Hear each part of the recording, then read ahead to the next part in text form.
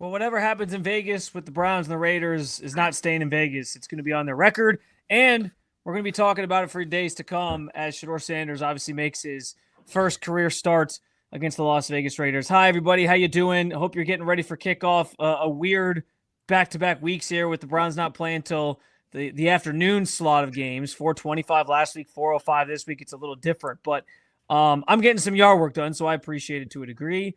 Thanks for stopping in to hang out for this pregame conversation, and certainly a lot to talk about as we get you ready for kickoff coming on down the pike here. Do want to remind you to follow along throughout the game over at brownsroundtable.com. We'll have a live game thread going for you there in the community section, which makes sure you join the community. It's a great space for Browns fans to interact with each other, debate topics, engage with each other. It's a fun time. Plus, we'll obviously have you covered post-game right back here on the Browns Roundtable YouTube channel, where we'll talk through whatever happens in this game here coming up. But obviously, we're not going to beat around the bush here. We're going to start right off the gate, coming in hot with the main topic, the topic du jour, if you will, for today, which is Shedeur Sanders making his first start. Megs, I guess, listen, there was a lot made, obviously, after last week about him not getting any first-team reps and what that meant, and now that he was the focal point of the offense this week and got to work with those ones, what it's going to look like from here. I guess, what are you sort of anticipating Shedeur Sanders' first career start looks like? Yeah, man, I'm fired up about it. I'm excited to see what it is, what it's going to be for Shedeur. I know the stories came out. Diana Rossini's piece yesterday saying that he's basically like addicted to the Raiders. Like he has been taking his film around with him everywhere he goes. He's bringing his iPad to lunch, to dinner. He's getting extra work in, doing all the right things, which is certainly exciting. But man, let's just have like a good day. Like could we just have like a fun afternoon of watching football and being excited? I think that he'll definitely it'll look a lot different than it did last week. He'll have the benefit of having some reps with these guys and knowing that he's going to be the starter. It's hard. The discourse got a little crazy this week about how hard the job of a backup is. And he came into a tough situation and it didn't look good.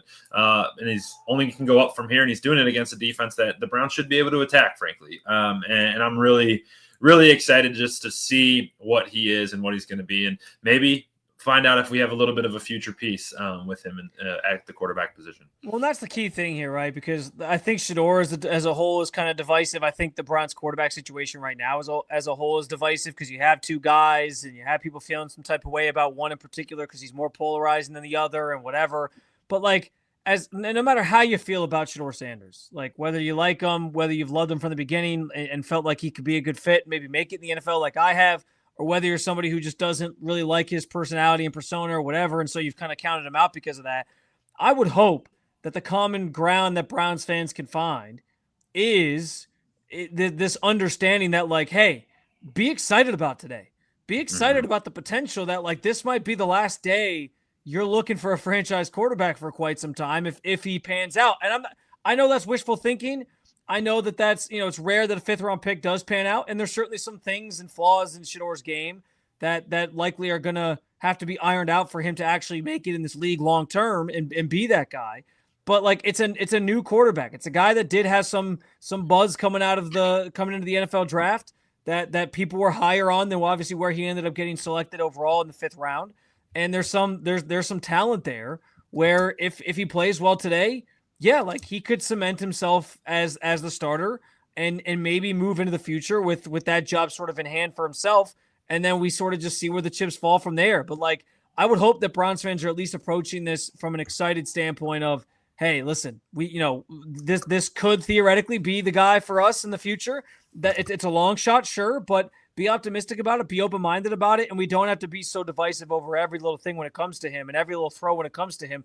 If he plays well and the Browns win, then we can have a conversation about, okay, should he keep the job moving forward and see what he can kind of do the rest of the way to see if he is a viable quarterback option for this team moving forward as they figure out that position in 2026. Yeah, well, I mean, there's a real world out there where he plays well today and takes over the starting job for the rest of the year and plays well. And this is wishful thinking, but what if he is good enough to be the starter? And what if he does go out there and show you that he's more so the guy from Colorado who threw all the touchdowns, and he's less about the guy that, the kind of the narrative has painted him as somebody who's not NFL ready and can't make it in this league, and the 5th round pick and the 3rd stringer. Maybe he's more of the Colorado guy, and maybe that is maybe the Browns find something in him that, hey, what if they start winning some games and they're out of the conversation for Dante Moore and Fernando Mendoza, and they're like, hey, what if we just go tackle and wide receiver in our 1st round and really beef up this offense and see if we can build around Shedeur Sanders? I just skipped 100 steps, right? Today's his first start, but like that could be part of the mindset. And that's certainly the mindset I'm taking into the day of like, hey, let's go, Shedeur, have a great day and take that first step. We're not playing the 2012 Seattle Seahawks today, but you're playing an NFL game, and show that you can do it, show that you can be a guy, and see what happens from there. I'm excited about it, man. I'm fired up. Yeah, and I think the other thing too is like, if like we don't have to put the cart before the horse. Obviously, there's still a lot that has to happen from here. But yeah, like if he like let's get through today and see what it looks like, and then we can have those conversations. I also think too, for as much as we look back and remember like the Johnny Manziel era and how exciting he was coming into the league, I'm surprised that people aren't more excited about not that there's not people excited, but I'm surprised that more people can't sort of come to appreciate what Shedeur's doing, because like that Diana Rossini report I think is important, right? Like he is putting in the work. He is trying to be great at this job. He's taking it seriously. And so I like that counts for something. And he's trying to walk the walk like a franchise quarterback. Now the question is, can he put it together in the field? You laid out the scenario. He plays well today. He keeps the job and maybe rides off into the sunset the rest of the season as the starter. What do you think he has to do today, Megs, to kind of cement himself as the starting quarterback and prevent the team from just blindly going back to Dylan Gabriel? Because I think that's what they're ideally going to do in their minds, if based on how this game is potentially going to go and what we know about their feelings on Shedeur Sanders at this point. But like, so what do you think he has to do in your mind to make sure that he doesn't give that job back to Dylan? Is it simply just win, or is there some sort of performance that has to kind of come with it? Yeah, I think you start with winning, right? You got to win the football game. This is a bad Raiders team. You have a good opportunity to win this football game. So it starts there. The second place for me that it starts is, are we seeing growth? Okay. The biggest thing that has been his negative is that when he drifts in the pocket and tries to like make the superhero play, as opposed to just taking either what's given or getting out of a play, hitting the eject button and finding an incompletion or doing whatever. Are we seeing that growth? Or is he confident in that, where, hey, he's not trying to do way too much? And I think if you see a little bit of growth there, you're going to see him. I think you're going to see him complete a ton of passes today. And I think what's really going to be different for Browns fans, and what I'm like most excited about, is that he will stretch the football field. Like, I think that's something that we haven't seen in weeks now, of passes going past 10 yards even. So I think he's going to do that. But I do think if you see a little bit of growth from the pocket presence and doing the right things, that decision making, that will get Stefanski and this offensive staff like put their antennas up, like, all right, he's making improvements. And if it looks good, if they win, it looks good, and he doesn't turn the ball over, like, I think that then there's a real conversation that, hey, we're going to give the keys to Shedeur the rest of the way. I think that's well said. The growth part of it, like, can he shake some of those bad habits? And you see that playing out in real time, I think is going to be something they're watching. Turning the football over, we know, is important to Kevin Stefanski, because that's the reason he made the switch to Dylan Gabriel in the first place, was because Flacco was just turning the ball over too much. So that's another certainly factor in this. I think for me, like, the biggest thing that has to happen here, Megs, and maybe some of it does go back to what you said about, pushing the ball downfield a little bit more. I think he's going to be more willing to take some chances than Dylan is. I think Dylan plays it super safe. I think Shedeur is going to be willing to sort of put the ball in some spots to try to make a throw, because he knows he has to sort of do some impressive things here. Yeah. But I'll say this, like, I think the biggest thing that has to happen is the offense has to look in some way better than it has to this point in the season. You mentioned the dig and dunk stuff, like, that's part of it. Can he push the ball downfield more than other guys have so far under center this year? But just in general, like, are they staying on the field? Mm-hmm. Are they sustaining drives? Are they scoring more than 20 points without the defense having to kind of gift wrap touchdowns and field goals for you?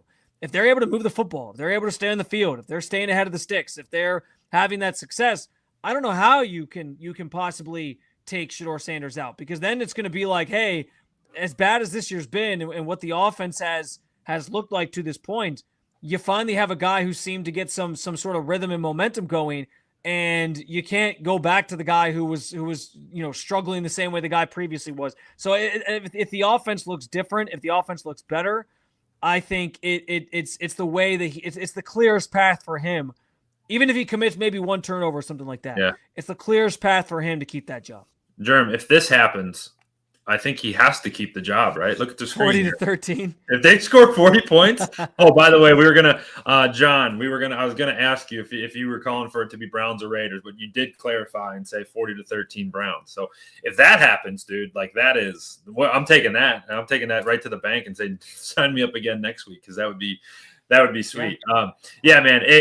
That would be an example of what I was talking about. Like that would be the offense looking worlds different than it has all season. If you put up 40 points, how could you possibly go back to Dylan Gabriel at that? You couldn't at that point, and you couldn't sell anybody on that. Oh, there we go, John. I love this. Here we go. Judkins 20 for 110. Shedeur. Hey, you have a day like this? Holy cow! Sign me up. Offensive day right there. That's a great offensive day. John, I'm with that, man. Hell yeah.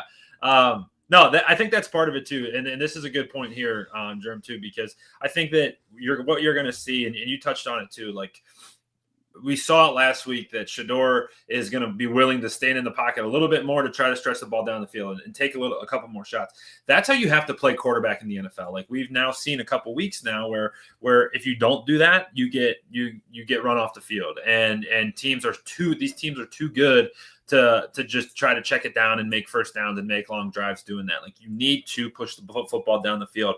I think Shedeur is going to give you that opportunity. And what that does, Spencer, is then that opens it up for Quinshawn, for Dylan Sampson. That really opens that offense, that front seven, if you will, that box. It frees a lot of that up. And I think you'll see a weight lifted off of Quinshawn Judkins, where he doesn't have to run against boxes that are 8 or 9 people deep. He can run against real boxes, and we can see what he actually might be. So all of it will be connected, and it all starts with 12 in the backfield. Well, I think too, like if they can play balanced football, that's like the perfect storm for this offense. Because as much as Shedeur can help Quinshawn, I think Quinshawn can help Shedeur, and I think you're going to see that in the first drive.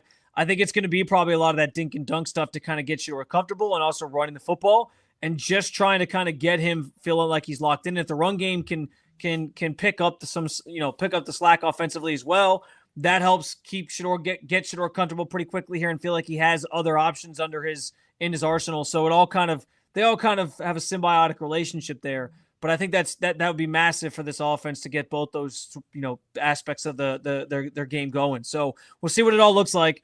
But listen, 40-13 would be an awesome score. And that's the other part too. Like I know you shared our prediction in the comments. We're going to sort of go through them verbally here in a moment coming up. But I will say, like, this is another game, and I know that they lost the Jets game a couple weeks ago. I went to that Jets game like, I don't see a path to victory for the Jets. And I didn't. Yeah. And then I realized the path to victory was you get 2 special teams touchdowns, and then, okay, that's how you beat them.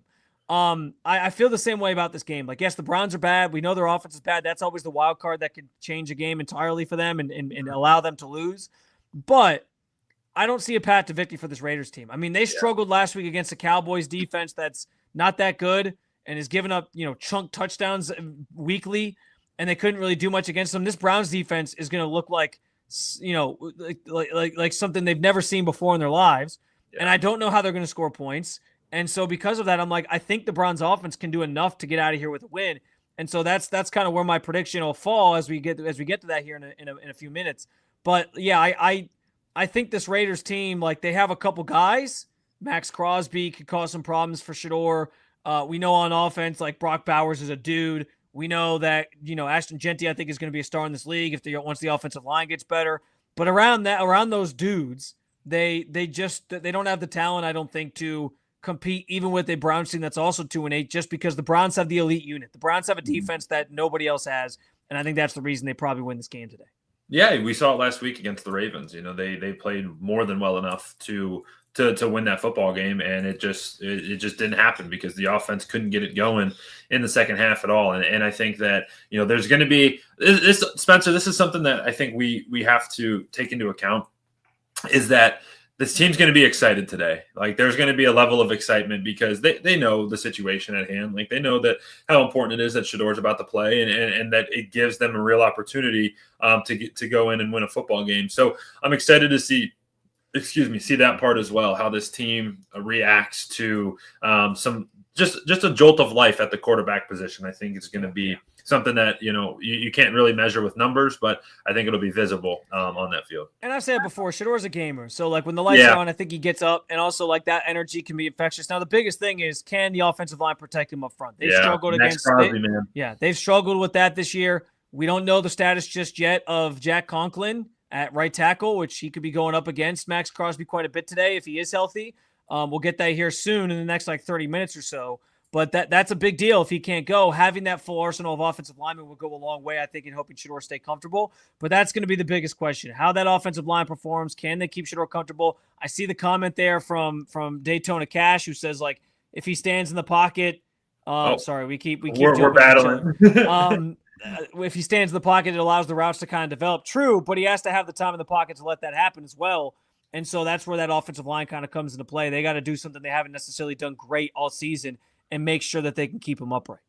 Yeah, it's the one path to victory. You talk about not seeing one for the Raiders is Max Crosby strip sack touchdown. Like that type of stuff is exactly how this game starts to tilt in the Raiders' way, because he's that type of guy. He is Myles Garrett on their side of the football. That's exactly what he is, and it'll be fun. I'm a big fan of his, just in general, but the Browns will definitely have their hands full, and it'll be a massive level of emphasis, importance, whatever you want to call it, to be just at least solid enough up front to give Shedeur some time. All right, without further ado, Megs, let's get to our predictions. Who are you picking, and why? And we'll do another prediction on top of this too. I know we've been trying to do that lately as well. But give me your prediction and give me like a bold prediction for the game. And explain yourself. There we go. Here we go. So the folks watching live, you're seeing in the comment section. If you're watching a little delayed, we got a good one today. I think German and I we're on the same wavelength here. But for me, I think it's going to look so much better for Shedeur Sanders. I think it's going to be a little bit cleaner. He's going to have a little bit more confidence, and I'm excited to see him out there. Hey, he knew all week long that this is his game, and I'm hopeful that he doesn't press too much and try to make it like too big. But I do think that, he's got the ability. He's lived in the spotlight his whole life. This is nothing new to him. And I think he's going to be excited. And I think he's going to be, excuse me. I think he's going to be really good today. I think he's going to be smooth and not turning the football over, get a couple touchdown passes. And I do have the Cleveland Browns getting out of here with a 24-14 win over the Las Vegas Raiders. I wish it's still Oakland. The Las Vegas Raiders. I think it's good. The defense balls out, and the Browns fly back east with a nice 10-point victory. What's your bold prediction? My bold prediction is this. I got Shedeur. Oh, let's see. I have a couple bold predictions. I think we're getting a pick six today. I think it's going to be Denzel Ward. He's been kind of lurking in the shadows. Geno's willing. Nobody throws his way. That's why he never gets the picks. Nobody throws his way. Gino is going to be Gino. It's Denzel Island out there. Yeah, it is. So I got Shedeur throwing 2 touchdowns. I got Denzel with a pick six, and the Browns. Let's get Schmidt a 52-yarder. He nails it. Browns get 24 points and head home with a win.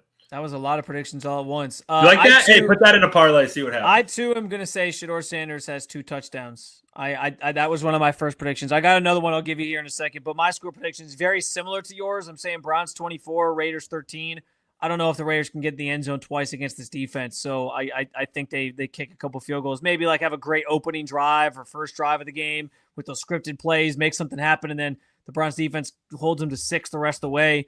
I just don't know how they're going to score. Maybe I'll look like an idiot after this game, and we can all laugh about it and whatever, and they'll torch them, and the Browns defense will have like their worst game of the season. I hope that doesn't happen. I just don't know how they score on this Browns defense. I just don't. Yeah. They couldn't score on the Dallas defense. I don't know how they score on this defense, and they scored 16 against Dallas.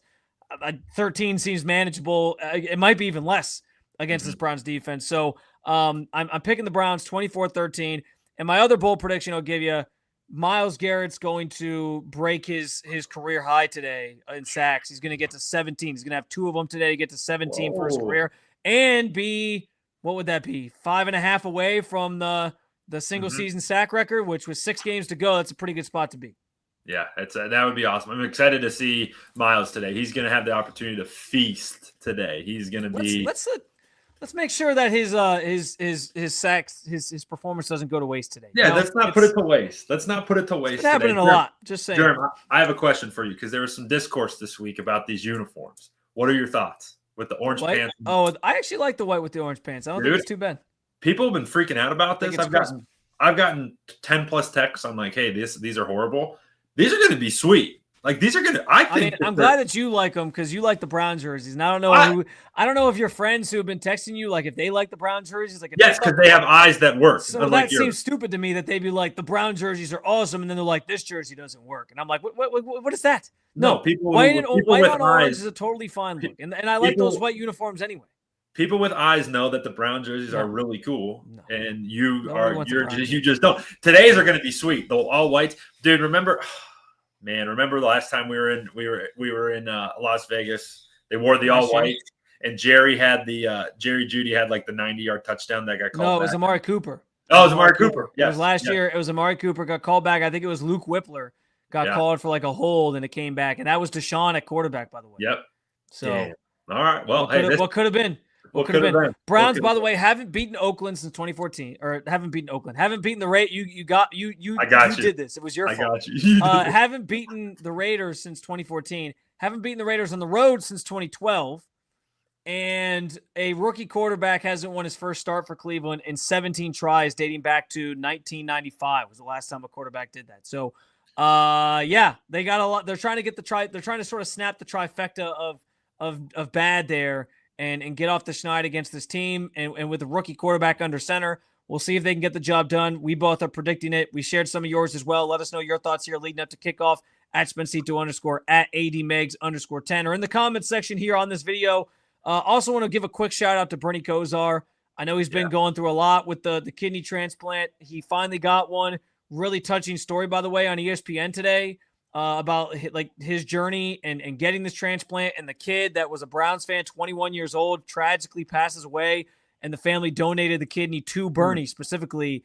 Just really, really cool. It's a tearjerker, but it's I'm glad to see Bernie's doing better, and obviously everyone in this Browns sphere and family and community is rooting for Bernie and hoping that he continues to recover. So just keeping him in our thoughts. Maybe that's some good juju there for the game today, and he can get a win on the other side of his transplant, and the Browns are able to come home with a 3-8 record instead of being 2-9, and we keep having the same conversations about job security and all that stuff. So in the meantime, go ahead. Yeah, maybe today's the one day where we don't get on and say, "Oh, we could have just done the post-game show at 1:00 today." Maybe today's different. For sure. We hope so. Appreciate you guys coming to hang out with us here pregame. Make sure you come back post-game. We'll have more for you. Whatever transpires out in Las Vegas, we'll have it covered for you. We'll react to it in real time. So join us then. And as always, make sure you follow along throughout the game with any of our written content at brownsroundtable.com. Keep on following along, as always, over there with all things Cleveland Browns.